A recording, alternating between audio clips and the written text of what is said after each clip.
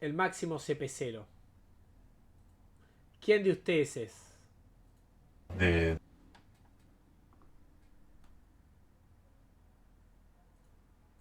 bueno, escuartizar, bueno, decapitar, bueno, cometer otra serie de cosas que no quiero ni acordarme de eso, para llegar sinceramente a matarlo y más un niño. Desde pequeños sentimos auténtico terror, pavor hacia unos seres a los que denominamos monstruos. Unos seres que nos imaginamos con unas caras repugnantes, retorcidas, unos seres grotescos, que simplemente verlos ya causan el mayor de los miedos. Pues os contaré una ¿Por cuánto apago los focos? 2001 bits. cosa. Seguramente los monstruos más terribles, los que os tendrían que dar más miedo, no tienen rostros deformes. No son seres repugnantes físicamente. No te das ni cuenta de lo terribles que son, porque muchos de ellos... Porque muchos de ellos caminan entre nosotros, porque están cruzando la esquina, porque trabajan en la panadería a la que cada día vas. Muchos monstruos, seguramente los más peligrosos, los más terribles, son monstruos invisibles y nunca Deberías usar tirantes así también para que nos podamos masturbar tranquilamente. jamás sabrás de ellos hasta que alguien los descubra, y entonces se abre la puerta al abismo, se abre la caja de Pandora y nos damos cuenta de que esa persona, con ese rostro afable, con ese rostro incluso simpático, con un carácter agradable, era un ser tan repugnante que ni el mayor de los monstruos que podría haber surgido en la peor de tus pesadillas le podría hacer ni sombra. Hoy hablaré precisamente y os contaré una historia que ojalá os pudiera decir que es totalmente inventada, pero no, una vez más, la realidad supera la ficción. Hoy os contaré la historia de seguramente el asesino en serie más grande, más terrible, más asqueroso y más abyecto de toda la historia, porque hoy es un día especial aquí y tenemos que empezar con fuerza. Hoy es el primer vídeo. ¿A cuánto se dice que mató Garavito?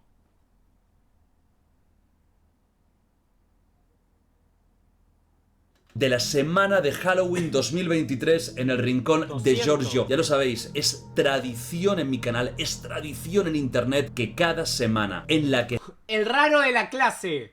Fueron 2. está Halloween, yo os hago una semana repleta de contenido terrorífico aquí en el rincón de Giorgio. Tenéis en la descripción del vídeo la agenda de todo lo que va a pasar en esta semana, que espero que por una parte os entretenga y por otra parte os aterrorice. Simplemente avisaros de que este viernes 3 de noviembre a las 11 de la noche, hora española, estaré aquí en este canal en directo, en un stream que espero que sea terrorífico y espero realmente que lo paséis ¿Vamos mañana a hacer un stream en un cementerio? muy mal. Y una vez puesto en contexto este vídeo dentro de la semana de Halloween 2023, el primero, y comenzamos Chelo, muy gracias por fuerte, 17 vamos meses. a la presentación. Noel Chelo just resubed for 17 months. Sí. Me dan miedo los cementerios también. Hola Gibel, soy el papá de Baz, estoy muy contento ya que he conseguido trabajo, voy a ser profesor de kinder, se viene etapa dealer.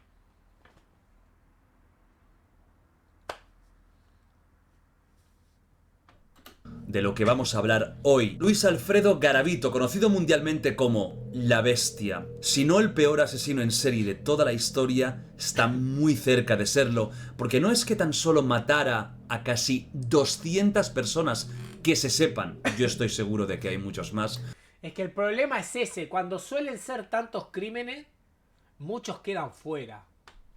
sino porque se centraba casi exclusivamente en los más pequeños, en niños, a los que abusaba de una forma brutal, a los que torturaba de una manera que no os podéis ni imaginar, de verdad, no os podéis ni imaginar, y finalmente mataba a 200 familias destruidas, atacando lo que es más preciado, el más pequeño, el más puro, ese niño que tiene toda una vida por delante. Hoy toca hablar de un asesino que estaba vivo hasta hace unas semanas y que iba a quedar libre después, repito, de haber asesinado de forma confesa 200 personas. Vamos a conocer, pues, en detalle la historia real de Luis Alfredo Garavito, La Bestia. Comenzamos. Luis Alfredo Garavito nace en Génova, Colombia, un 25 de enero del año 1957, el mayor de 7 hermanos, sus padres Manuel Antonio Garavito y Rosa Delia Cubillos. Del padre hablaremos porque yo creo que es muy importante. Imagínate enterarte que tu pariente mató a 200 niños. Qué turbio. En esta historia, y de alguna forma podemos explicar buena parte del comportamiento totalmente anómalo y de esa visión destructora de Garavito, de esa visión tan indescriptible que lo llevaría a hacer muchas de las cosas que acabó haciendo. De la madre realmente hay poca información, más allá de que era una persona totalmente controlada y anulada por el marido, y de que no fue una madre cariñosa, madre bastante ausente, no estaba por sus hijos y quizás no les dio ni la educación, ni el amor, ni la comprensión que se merecían. De la madre, como os digo, no sabemos mucho más, pero sí sabemos del padre, figura fundamental en la vida de Garavito. Ahora va a salir el rarito en el chat que diga: yo era el padre. Givel, ¿puedes saber que yo era el padre de Garavito? Yo fui su Yo lo más progenitor. turbio que me enteré de un familiar es que se culeaba cabras en el campo.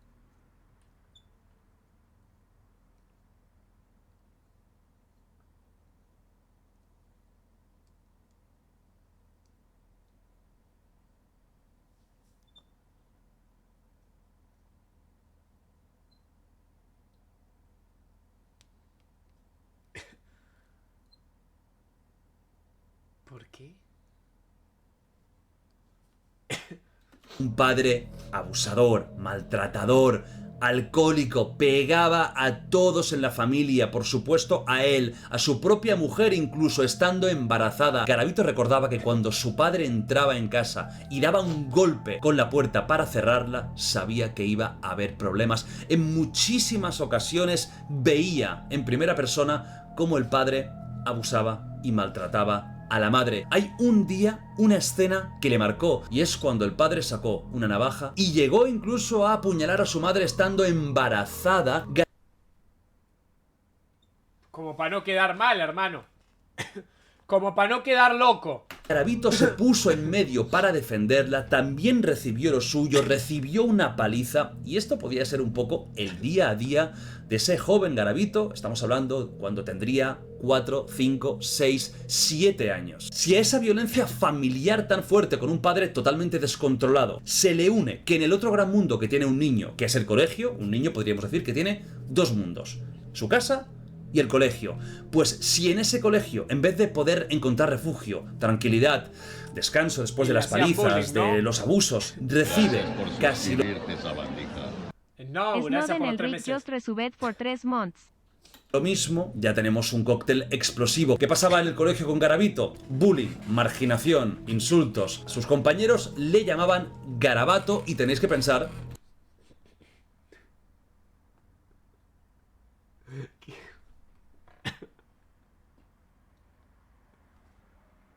Miren, es Garabato.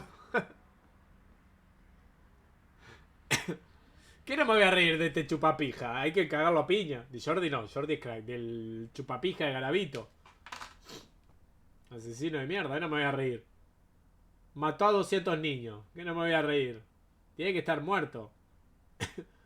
Y poneros en el contexto Ya está muerto, pero tiene que nacer de nuevo y volver a morir. de un colegio de los años 60 en Colombia. Si ahora ya hay bullying, imaginaos cómo podía ser un colegio en esa zona de esa época. Es decir, este niño tenía problemas en casa y en el colegio. No tenía un refugio, un sitio donde tranquilizarse. A los tan solo 10 El tipo de chat más tranquilo. ¿Vas a llorar, Garabato?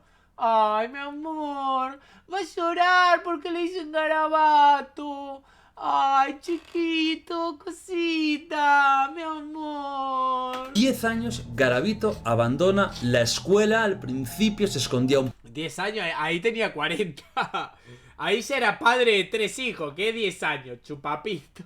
poco de sus padres, pero como todo era tan descontrol, era otra época, al final lo sabe todo el mundo y el niño de 10 años ya no va al colegio, se olvida de ese mundillo y lo que le queda es encontrar algún trabajo de lo que sea y por otra parte seguir viviendo con sus padres en esa situación. Y aquí es donde aparece uno de los puntos más duros de toda esta historia y que aún no os he contado porque lo quería dejar para el final un poco de la vida infantil de Garavito, y es que su padre no tan solo era violento, no tan solo era un maltratador y era una persona agresiva, sino... Hola Gibel, soy Garavito, engañé a todos, quiero agradecerte ya que eres de gran inspiración y a los Imademo pibes gracias. que también era un pederasta y abusó de su propio hijo.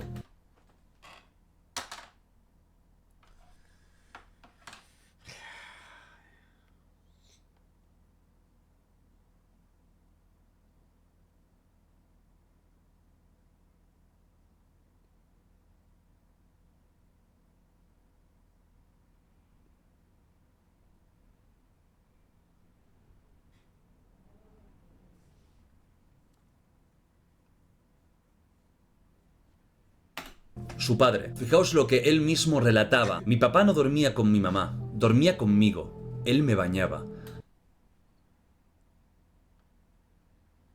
Tengo un recuerdo vago, era de noche. Él como que me acarició, me tocó las partes íntimas.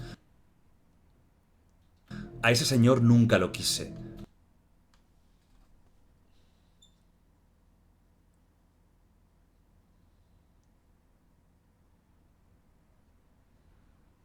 Lo veía como un verdugo. A los 12 años ya no tan No se entendió, Walter. ¿Qué te hizo? solo es abusado por su padre, sino también por un amigo de su padre. ¡Para! ¿Y ese cóctel, hermano? ¡Para! Pero te pasó de todo, hermano. ¿Qué te pasó también? Saliste a la calle, te atropelló un auto y el que te atropelló te empezó a coger cuando te vio ahí tirado. ¡Para! El amigo del padre era el dueño de una droguería del pueblo y no tan solo abusó de él de forma sexual, sino también de otras formas. Lo torturaba, lo quemaba, le pegaba, le mordía. Era como si fuera su juguete. Se desconoce si entre el padre y el amigo había algún tipo de transacción, cosa que no me extrañaría, es decir, que el padre sacara un rédito económico vendiendo la carne de su hijo. Es que es una barbaridad de historia, y ya no tan solo por lo que él hizo. Desde luego es injusto. A ver, estoy empezando a pensar que Miura se inspiró en Garavito para hacer a Guts. Si Berserk termina así, Twitter va a tener una explosión gigante. Justificable aún con esto, pero es que todo en esta historia es de locos. Estos abusos por parte de este amigo duran 2 años hasta que la familia se muda a Trujillo, pero ahí con 14 años volvemos a empezar, porque un día que el padre manda a Garavito a comprar en una farmacia, el dueño también acaba abusando de él, cosa... No, algo acá hay algo raro. Acá hay algo raro. Acá hay algo raro. Gracias por sus Jaime, gracias por los 18 meses. Jaime AVV1 yo No es normal que todo el mundo te coja el culo, hermano. No es normal que todo el mundo te coja el culo, hermano. No es normal. No es normal. No, pará, hermano, pará. Iba por todos lados y era cogido.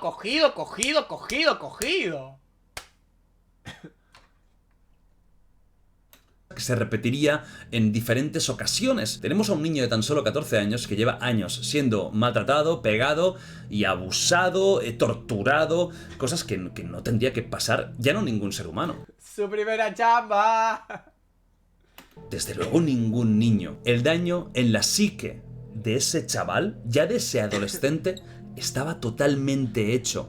Desde ese momento, Garavito se empieza a transformar de una víctima a un auténtico verdugo como pocas veces se ha visto en la historia de la humanidad. Avanzamos un poquito y las cosas se ponen aún más creepy si es posible. Garavito empieza a sentir atracción hacia los hombres, pero también hacia los niños más pequeños que él. Recordamos que tiene unos 14, 15 años. Y lo peor, hacia sus propios hermanos.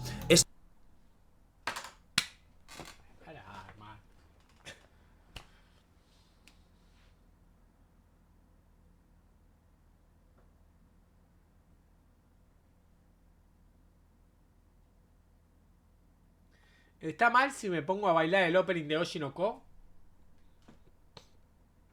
Esto es lo que él mismo relata en unas declaraciones policiales. Empecé a sentir una atracción hacia las personas de mi mismo sexo. Mis hermanos y hermanas eran muy pequeños y yo sentía algo dentro de mí que no sabía explicar. Todos nos fuimos hacia una cama. donde yo insinué que se quitaran la ropa y comencé a acariciarlos. Allí no pasó nada, ni mis padres se dieron cuenta, ni tal vez mis hermanos se acuerden. Estando durmiendo, cogía a mis hermanos menores y les quitaba la ropa y sin que ellos se enteraran, los acariciaba. Y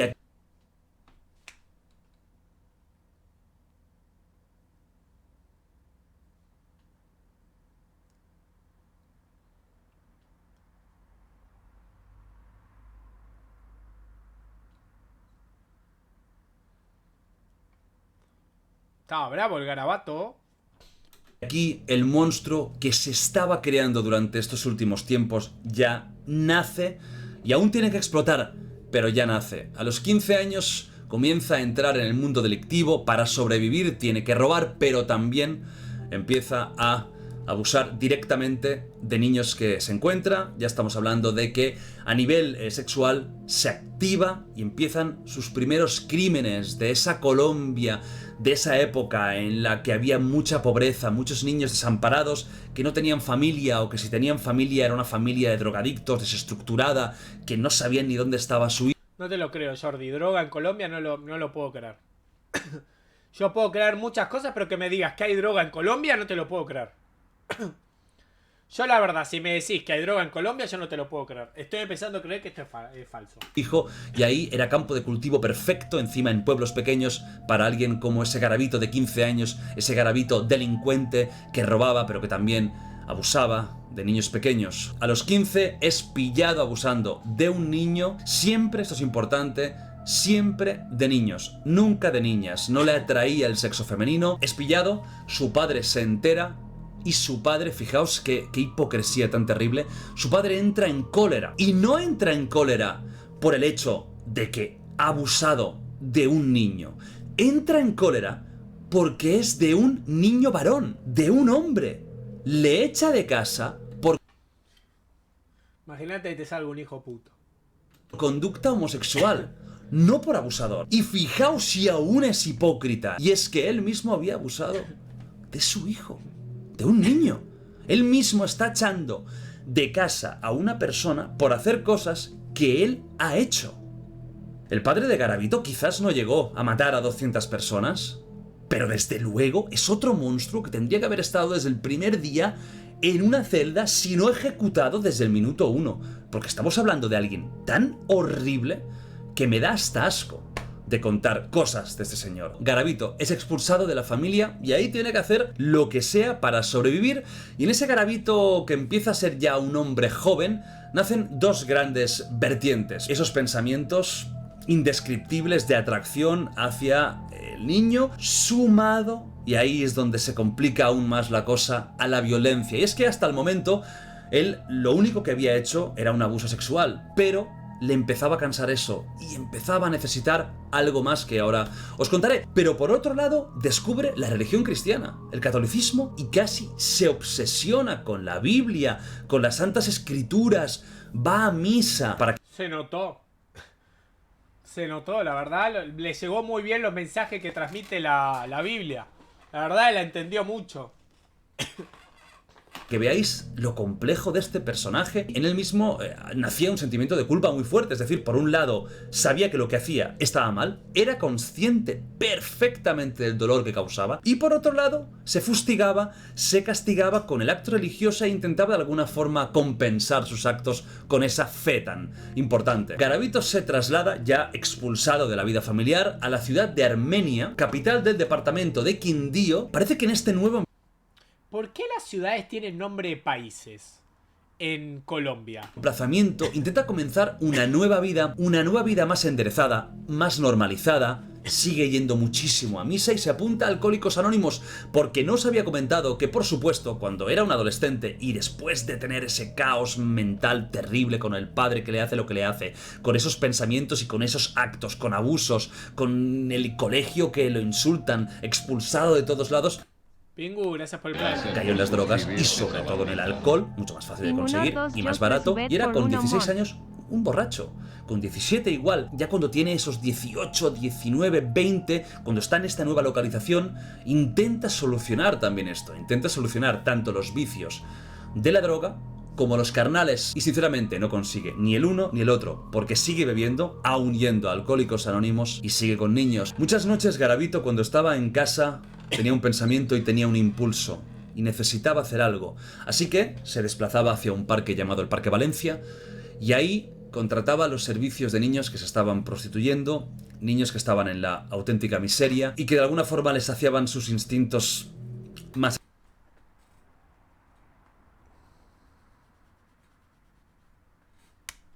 Los impulsos oscuros se fueron medio a la mierda. asquerosos, así que todo era fachada. Por fuera intentaba dar la apariencia de persona que está reconstruyéndose, dejando atrás esa vida tan loca, pero por dentro seguía siendo el mismo monstruo. Encuentra trabajo en un supermercado y un día trabajando ahí conoce a una mujer. Garavito había tenido poquísimas interacciones con las mujeres. Por una parte, no le atraían y por otra parte, las mujeres no se sentían atraídas por él, entonces no había demasiado contacto. Conoce a una mujer llamada Claudia, que llegaría a ser su pareja. Y le vamos a añadir aún más jodienda al tema, y es que Claudia tenía hijos.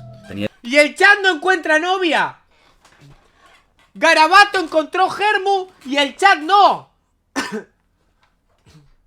Dos niños. Y podéis imaginaros aquí lo que pasa, ¿no? O lo que puede pasar, pues no. Parece ser que son de los pocos niños a los que Garavito le tenía, de alguna forma, un cariño genuino, un respeto genuino, y que se sepa, no hizo ni intentó hacer nada con ellos, con los hijos de Claudia, a la que por cierto tampoco nunca tocó, nunca tuvieron relaciones sexuales. Él mismo lo confiesa, de que tenía una The Fire Killer, gracias por el nivel 1. impotencia absoluta con ella, no había atracción, no había líbido, porque le seguía gustando lo que le seguía gustando. Entonces era casi algo para aparentar. Repito, ahí estaba construyendo de alguna forma una nueva vida, una vida. Lo que pasa es que cuando vos construís así una familia, muy mostrando que sos un padre de familia y todo, ya te empiezas a respetar más en la comunidad.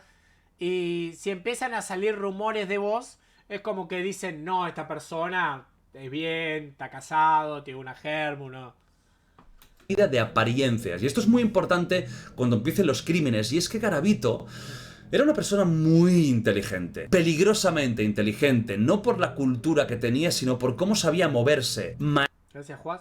Maestro del disfraz, maestro del engaño, una persona que podía convencer a niños de ciertas cosas, siendo él un hombre mayor que aparecía. Y el tío era muy listo, era muy espabilado, que si le dabas un dedo, te agarraba hasta el hombro. En este momento es cuando empieza a explotar el monstruo. El monstruo ya se había construido, ya lo teníamos ahí. Un abusador, maltratador, pero aquí ya empieza la explosión gigantesca, porque él ya no tan solo se saciaba con el acto sexual, sino que necesitaba tortura, sangre. De alguna forma había asociado el concepto de amar a alguien, de tener sexo con esa persona, con hacerle daño. Y aquí es cuando se le puede empezar a descontrolar la situación completamente, porque ya no es alguien que contrata los servicios de un niño, sino que es alguien que no tan solo contrata esos servicios, sino que le pega, le produce cortes, le asfixia, le quema, etc. Pero es que cuando lleva un tiempo ya realizando estos actos, sumando la violencia con el sexo, ve que tampoco se sacia y necesita el último paso, el asesinato. Aquí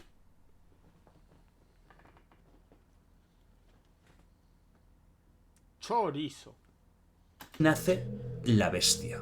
Déjame darle un trago a esto, porque lo que se viene ahora es jodido y es denso. Viajamos al año 1992, año del primer asesinato de Luis Alfredo Garavito, de la bestia. La bestia está en un parque bebiendo y ve a un niño pequeño, un niño llamado Juan Carlos. Lo ve, le nace el impulso de abusar de él, lo rapta, y cuando saca el cuchillo y empieza a pasárselo por la cara, recordad que aquí ya necesitaba violencia, ya necesitaba sangre, algo de sangre, ni que fuera una voz en su cabeza, pero no una voz como si fuera... O sea, imagínate ser el niño y estar en una situación tan desventajosa que ya estás totalmente entregado. Era una persona con un brote psicótico, otro tipo de voz, quizás una voz más interna, le dice que lo mate porque después de eso van a venir cosas muy buenas. Os voy a leer literalmente lo que dijo Garavito en una declaración. Me transporté a mi infancia y sentí mucho odio, mas los niños que yo llevaba nunca antes los mataba, y es allí donde cojo a este menor, empiezo a tasajearlo con una cuchilla y se apodera de mí algo extraño que me decía: mate, que con matar ya venga muchas cosas.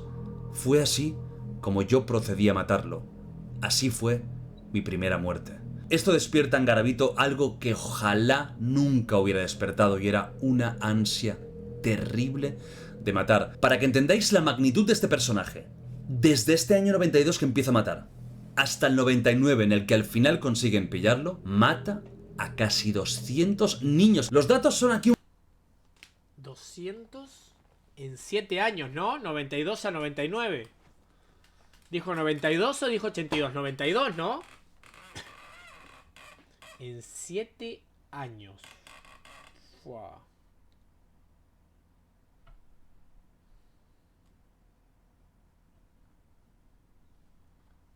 Y un aproximado de 30 niños al año. 26, 27. La bestia chaval, why so serious? Fua. un poco borrosos porque hay datos de 170, de más de 200, de 100. También a veces cambian mucho sus propias declaraciones. Él tiene épocas que no recuerda demasiado o que tiene confusiones. No se han encontrado, por supuesto, todos los cadáveres. Hay gente que dice que podría... Sí, 2 al mes más o menos. Una muerte cada 15 días.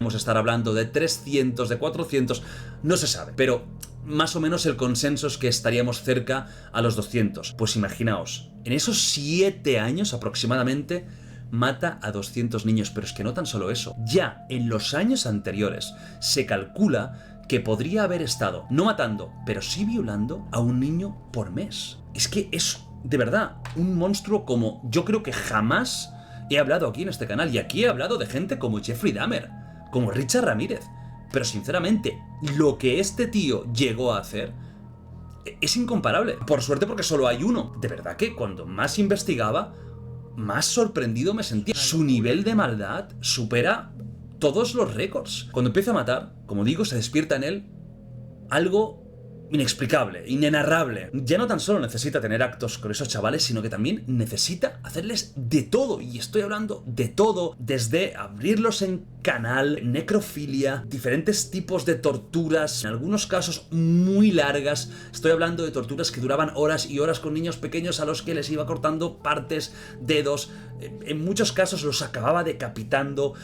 Se quedaba horas con esos cadáveres, llegando incluso ya en una etapa más posterior, porque fue evolucionando, digamos, como monstruo, en los que practicaba incluso rituales satánicos con los cuerpos. O sea, ya llegó al satanismo, recordemos, una persona que luego se fustigaba y se pegaba en una iglesia. Esa ambivalencia que es alucinante, ¿no? Y su locura ya no tan solo era con esa tortura y con el asesinato, sino también en ciertos... Es que lo que pasa es que hay un momento en el que el bocho se les vuela tanto que si no tienen como esa forma de satisfacer esa necesidad, es como que no logran la dopamina.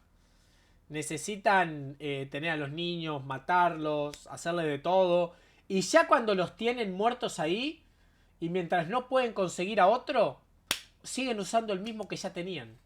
Fetiches como por ejemplo una libretita, un cuaderno azul que tenía, en el que algunos dicen que apuntaba los nombres, pero él mismo dijo que apuntaba sino más bien fechas y direcciones de dónde había hecho lo que había hecho. Coleccionaba fotos de los niños, sobre todo carnets de colegio, los que estaban escolarizados, porque ahora contaré que la mayoría de los niños a los que raptaba y luego mataba no eran niños. Y claro, no iba a buscar un niño de una familia importante porque sabe que el niño iba a ser buscado y lo iban a atrapar al toque. Buscaba seguramente niños que nadie buscaría, que no le importaban, que estaban en la calle y que al toque dice, nadie, desapareció un niño. No le importa. Escolarizados, sino que eran niños. No, Ayato. A mí me gustan ver estas cosas solo. Niños que estaban en la más absoluta pobreza. Regresaba a las escenas donde había secuestrado al niño o donde los había matado, pero no hacía nada más que estar allí, en silencio, observando, recordando, pensando. Era un tío que, como os he dicho antes, de tonto no tenía un pelo. Era súper listo. Y era un genio del mal para hacer lo que tenía que hacer. No era un loco que se presentaba en un sitio...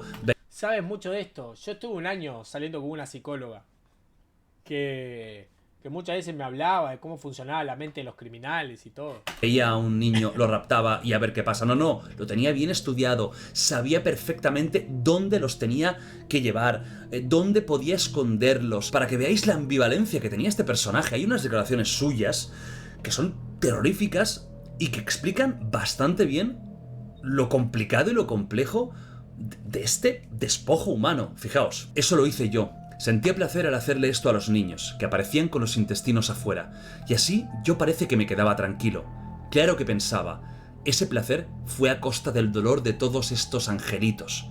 Como digo yo, lo titularía El silencio de los inocentes. Estando matando niños, me vi esa película como 5 veces. El tío se sentía identificado con alguien como el puto Aníbal Lecter del Silencio de los Corderos con lo que estaba haciendo. Aníbal Lecter era alguien muy jodido, pero creo que se queda a la altura del betún si lo comparamos con lo que llegaba a hacer Garavito. En todo caso, Aníbal Lecter en la ficción tendría que haber dicho que se veía reflejado en algo de Garavito y no al revés, porque desde luego uno era mucho peor que el otro. ¿Cómo era el modus operandi de Garavito? Para empezar, era un maestro del disfraz. Sombreros, pelucas, gafas, barbas, mostachos. Bueno, va. A ver, vamos a ser sinceros. Tampoco es el gran cambio. No es como que diga, veo a este y después veo a este y digo, no lo reconozco. No sé quién sos. No te conozco. Podía pasar por 20 personas diferentes en un simple mes para conseguir sus víctimas. Luego estaba su simpatía natural y su físico poco impresionante. Es decir, no era alguien que tuvieras y que diera miedo. Tenía una voz muy bonita, tenía una forma de hablar pausada, tranquila, que daba confianza. Y esto lo podemos ver, por ejemplo, en la entrevista que George Istiaga hizo con Garavito, entrevista maravillosa que yo os recomiendo que veáis, y que luego hablaré de esta entrevista porque me gustaría hacer algo con ella, pero bueno, os voy a pedir también un poco a vosotros opinión, ¿no? Conocía muchos sitios, bosques, claros apartados, arroyos donde nunca había nadie. El tío tenía toda una infraestructura de sitios donde ir completamente apartados, completamente vacíos, que es lo que nos choca quizás a muchos, pero también muchos vivimos en ciudades o en núcleos urbanos, por lo que no estamos acostumbrados a sitios densos de vegetación o sitios en los que hay una cabaña a 20 kilómetros de la siguiente. Pero Colombia tiene muchas zonas así, y el tío investigaba, y el tío miraba, y el tío no era un impulsivo que de primeras ya atacaba, sino que tenía hecha su estrategia para que no lo pillaran. Además, de vez en cuando hablaba con los de Alcohólicos Anónimos, hablaba con psiquiatras, se hacía la víctima. Cuando había sospechas sabía perfectamente engañar y que no pasara nada y que dijeran este tipo es incapaz de hacer daño a nadie. Pero incluso alguien tan estratégico como él a veces cometía errores. Por ejemplo, un día estaba bebiendo su aperitivo favorito, que era el aperitivo de la corte, vio a un niño, lo engañó y lo llevó pues a una zona más o menos apartada, y cuando quería empezar a hacer maldades olía algo raro, muy mal, muy fuerte. Pues resulta que en ese mismo sitio ya había matado a varios niños y estaban ahí sus cadáveres. Y no se había dado cuenta o no se había acordado de que en esa zona ya había ido más de una vez y que ese mal olor eran los cadáveres, que seguramente no estarían enterrados a mucha profundidad. De hecho, uno de los olores más fuertes que existen y más desagradables es el olor a descomposición humana. Es un olor que las personas que por desgracia han tenido que vivir situaciones en las que lo han tenido cerca, todo el mundo dice que es horrible. Y pensar que Jeffrey Dahmer en su casa tenía restos de seres humanos descomponiéndose ahí y los vecinos olían eso. Eran arcadas y que las primeras veces es muy jodido de aguantar. Pues Garavito empezó a notar ese olor porque era una zona en la que ya había llevado a gente. Es que mataba mucho. Es que su nivel de asesino en serie casi nunca se ha visto. La gran mayoría de crímenes de Garavito fueron en Colombia, aunque él mismo ha reconocido que también actuó en Ecuador y en Venezuela, y no sabemos si en algún otro país, pero que él haya reconocido Colombia, Ecuador y Venezuela. ¿Cuál era el perfil de las víctimas de Garavito? Pues eran niños, todos varones, de entre unos 6 y 13 años aproximadamente, que fueran agraciados físicamente, y muchos de ellos eran muy agraciados físicamente, tenés que ser un hijo de puta.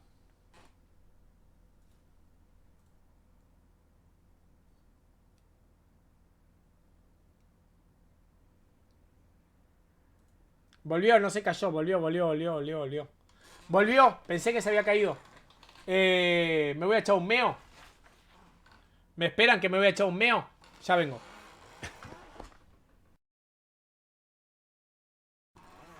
Súper rápido.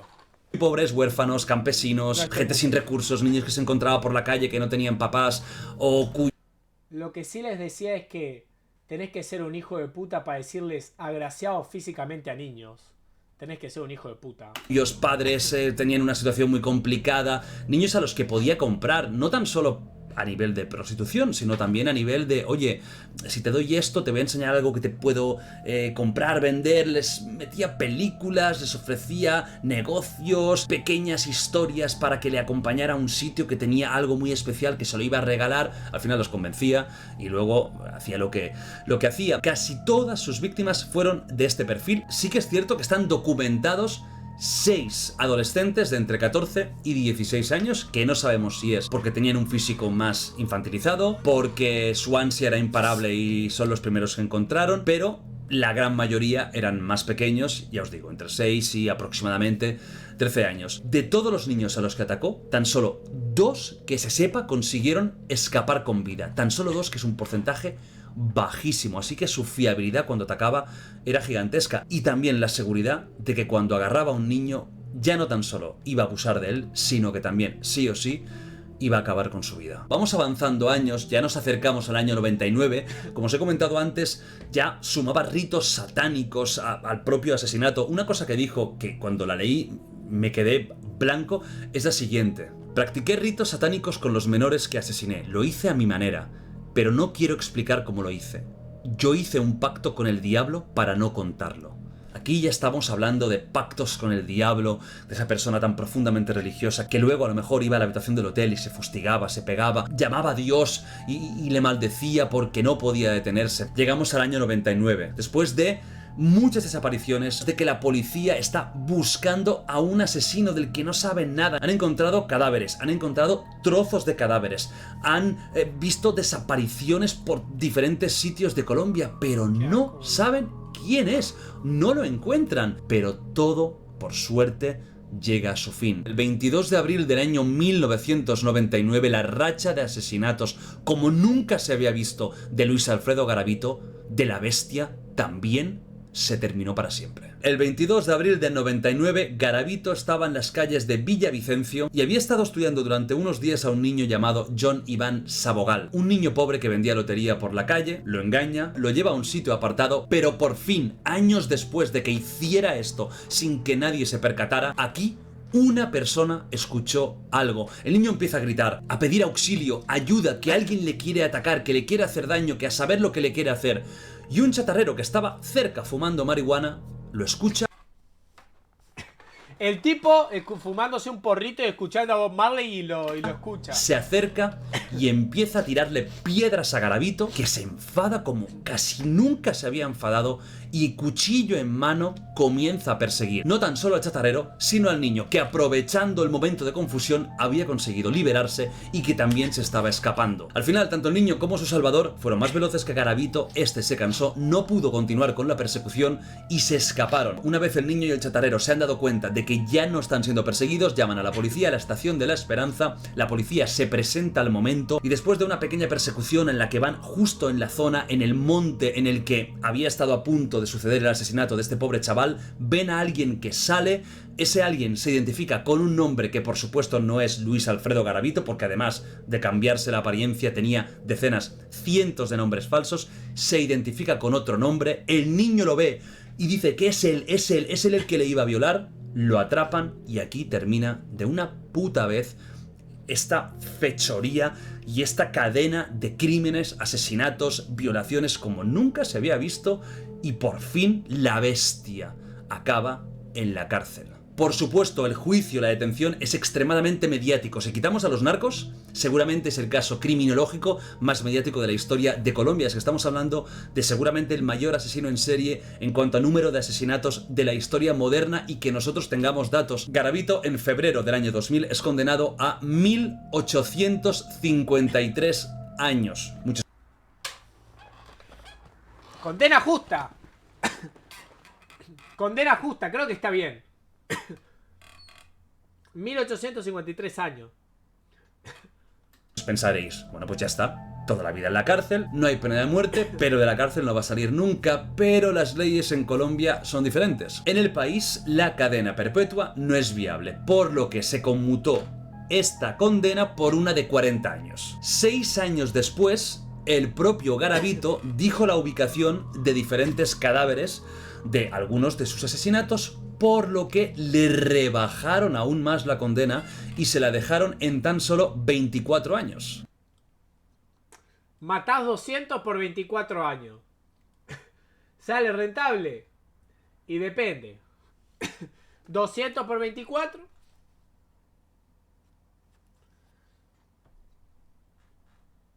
¿Por qué bajaron la condena? Siempre por ley tienen que bajar la condena cuando la persona que está condenada ayuda a resolver los crímenes. En este caso, a cerrar las etapas como es encontrar los cuerpos.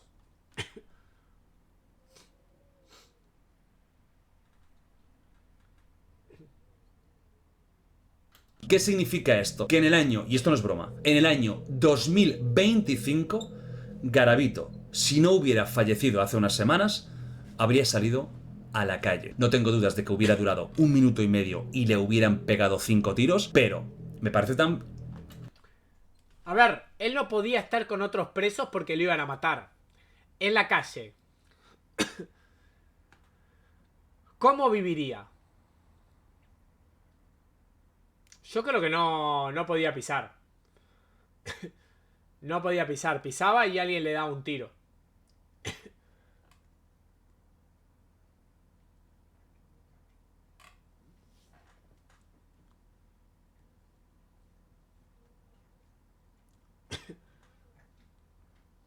Igual,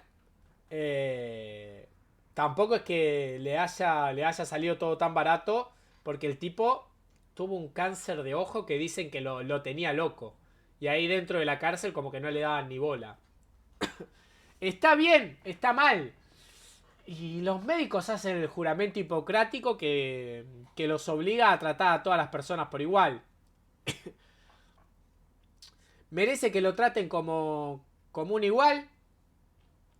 Y no. Porque no es que mataste un niño, mataste 2, mataste 3, mataste 4, mataste 5, mataste 200 monstruos. A ver, no podés ir por la vida diciendo tuve un error, tuviste 200. A ver, yo puedo entenderte que me digas tuve una noche loca. ¿200 noches locas? Increíble, tan surrealista, que una persona así acabe teniendo una condena tan solo de 24 años, que, sinceramente, las leyes en estos casos extremos en Colombia se tienen que adecuar y cambiar. O sea, esto no puede ser. Es un insulto a las familias, a los niños, es un insulto al comportamiento social adecuado, es un insulto a la nobleza de las personas, es un insulto a todo lo que es una sociedad avanzada. No puede ser que una persona que ha matado a 200 niños haciendo lo que hizo tenga una condena de 24 años de cárcel. Es que no tiene ningún sentido. Es que 24 años es irrisorio, boludo. Es totalmente irrisorio que una persona que hizo todo eso tenga 24 años. Pero...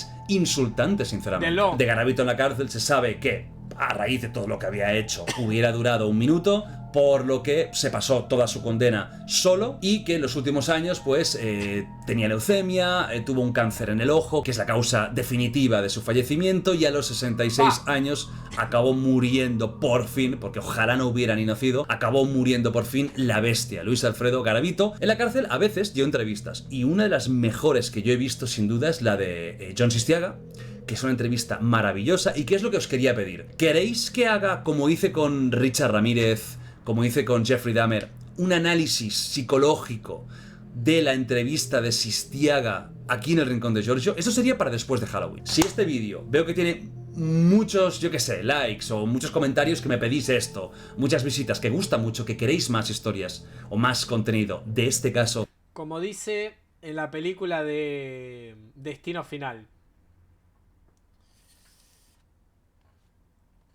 puedes engañar a la muerte, pero no escapar de ella. Pues yo lo voy a hacer, ¿vale? Depende un poco de vosotros. Como ahora hago poco contenido en el Rincón de Giorgio, que la verdad tengo que priorizar lo que hago y lo que no, os lo pido. Si veo que tenéis muchas ganas de un análisis de esta entrevista, con mucho movimiento de este mismo vídeo, lo voy a hacer. Si no, pues, oye, hay 5000 temas más que tocar. Comenzamos la semana de Halloween con este caso terrible. Hemos empezado muy fuerte. Creo que junto al caso de Junko Furuta, que es verdad que es totalmente diferente, pero también lo pasé mal. Pasa lo de Junko Furuta es... lean el manga, el que quiera enterarse mejor, la chica en concreto... Buah, es duro. Narrándolo e investigando, es el caso que peor lo he pasado cuando he ido viendo todo lo que hizo, la verdad. Pero bueno, también es parte de mi trabajo y espero que os haya gustado la parte de entretenimiento y a la vez os haya horrorizado, y esperemos que jamás exista un monstruo así, pero os digo la verdad, van a seguir existiendo, porque mientras haya ser humano, habrá maldad. Un beso enorme, mañana más contenido de la semana de Halloween 2023 y nos vamos viendo, ¿vale? A rockear siempre. Adiós, Giorgio. Y yo también me voy. Me voy porque quiero terminar el video de Bakugou para mañana, ¿está? ¿Cumplí?